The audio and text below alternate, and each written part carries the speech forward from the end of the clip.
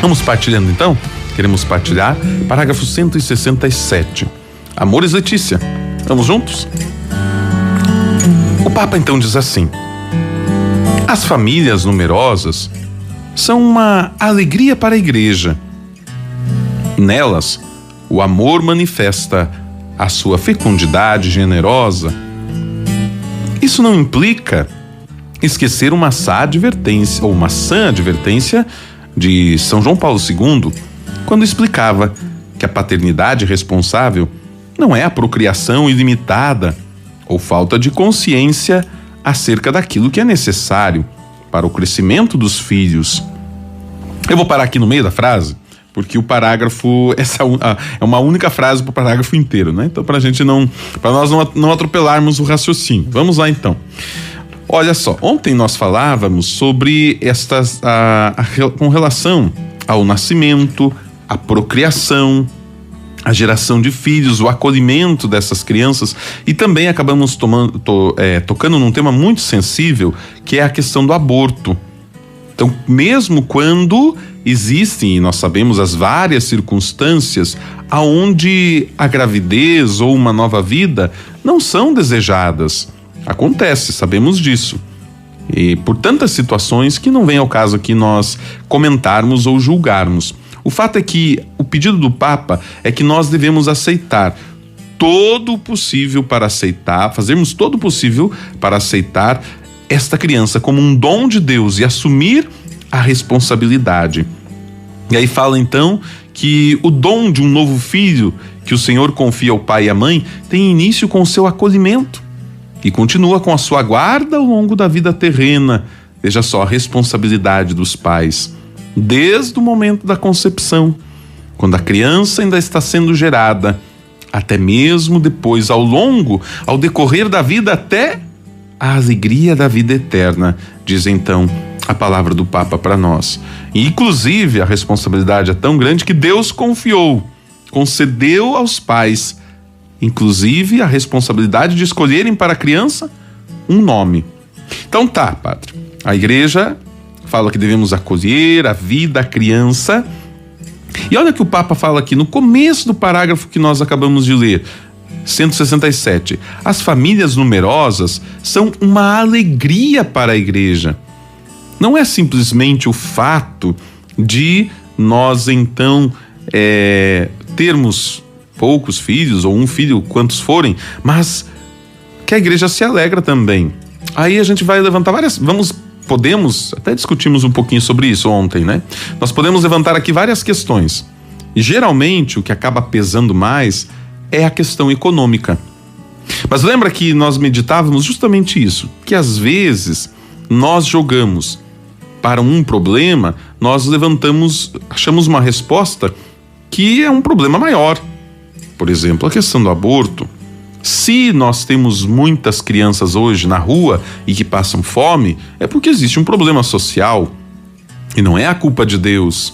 É um problema que nós, enquanto sociedade, precisamos resolver. E não é simplesmente promovendo o aborto ou fazendo um controle de natalidade assim. A pobre não pode ter filho, o rico pode ter filho. Quem regula isso? Então nós precisamos desenvolver um pensamento diferente de sociedade. Tá vendo como é mais profundo? Inclusive na própria questão de sexualidade. Isso eu tenho falado há muitos programas atrás já.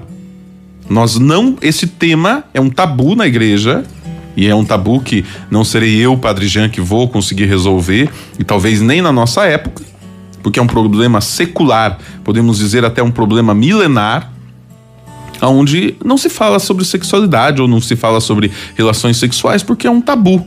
Como falar isso com adolescentes, como falar isso com crianças, com jovens, e acabamos não falando. E pelo fato de não falarmos, isso acaba fazendo com que exista uma educação errada para a sexualidade. Porque se não se aprende em casa, não se aprende na igreja. Hoje a escola está querendo ensinar, mas ensina qual tipo? Quais são os princípios, quais são os valores que a escola propõe no quesito sexualidade. O importante é não pegar AIDS. O importante é não contrair doenças venéreas, o resto seja feliz? Mais ou menos por aí. Será que é só isso? Será que é dessa forma que nós vamos educar para uma sexualidade sadia? Então precisamos tomar cuidado nesse sentido. É por isso que é necessário uma educação para a sexualidade, uma educação para a vida a dois, que não é só procriar e fazer filhos, né? Então veja, a igreja se alegra. E tem algo muito interessante que nós temos, um fenômeno que nós temos percebido, é que os países chamados de primeiro mundo está cada vez mais diminuindo o número de filhos. Os países de primeiro mundo têm cada vez menos filhos. E aí, como é que fica essa questão? E os países mais pobres têm mais filhos.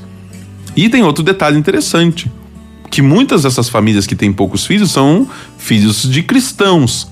E se multiplicam aos montes os filhos de muçulmanos, islâmicos. Ou seja, o percentual de pessoas cristãs e católicas tem diminuído. O número de pessoas que manifestam a fé católica diminui não só porque pessoas que se convertem, mas porque os cristãos católicos também estão tendo menos filhos. Olha que interessante isso, né? Então é importante nós também termos esta noção e entendermos tudo isso. Mas o Papa diz, olha, não é por causa disso que a igreja então vê aqui a fecundidade com bons olhos que a gente vai sair por aí fazendo filho, né? Diz o Papa, uma paternidade responsável, não é procriação ilimitada ou falta de consciência que é necessário para o crescimento de um filho, mas, olha, agora continua aqui onde eu tinha parado, né? Mas antes, a faculdade que os cônjuges têm de usar a sua liberdade inviolável de modo sábio e responsável, tendo em consideração tanto as realidades sociais e demográficas como a sua própria situação e seus legítimos desejos. Então é necessário também usarmos desta liberdade com sabedoria e responsabilidade. Olha só, usar da liberdade significa sabedoria e responsabilidade, tendo em consideração também a questão social e demográfica.